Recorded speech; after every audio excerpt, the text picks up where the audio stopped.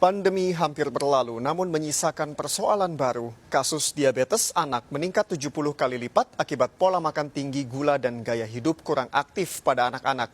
Di lain sisi, lemahnya aturan soal label kemasan makanan minuman siap saji membuat masyarakat tak teredukasi soal bahaya diabetes.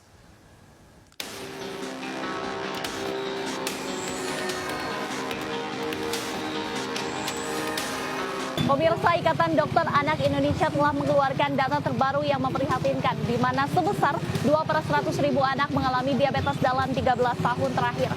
Walaupun memang penyakit diabetes anak ini bukan merupakan hal yang baru, namun lonjakan kasus ini perlu saatnya jadi perhatian semua pihak.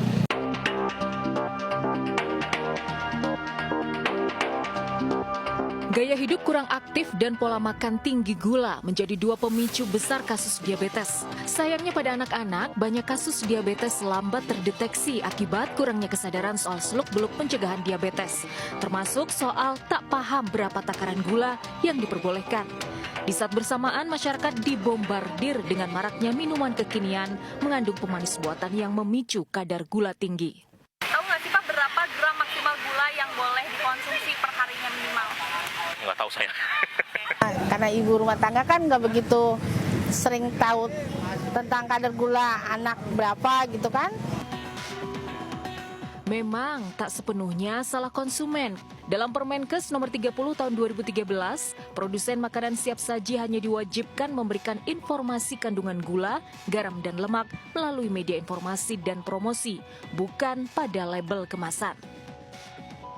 Nah, karena tak diwajibkan, maka banyak produsen minuman siap saji tak mencantumkan kandungan gula dalam produknya.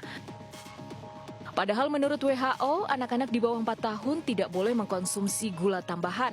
Usia 4 hingga 6 tahun maksimal 5 sendok dan usia 7 hingga 10 tahun maksimal 6 sendok per hari. Nah, batasan gula pada anak sendiri yaitu tidak lebih dari 6 sendok teh atau sekitar 25 gram dalam sehari.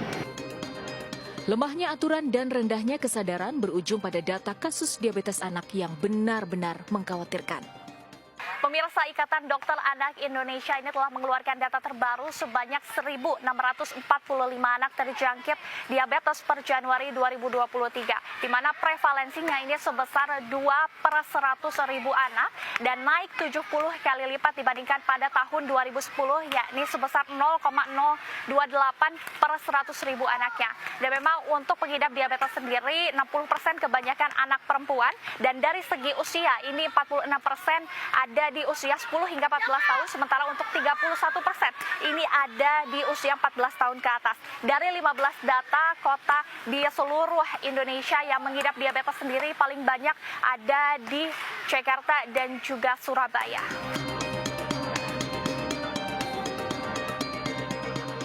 Kalau pada anak, obesitas dan overweight, tentulah gula, karbohidrat, pola makan, dan lain-lain menyebabkan obesitas.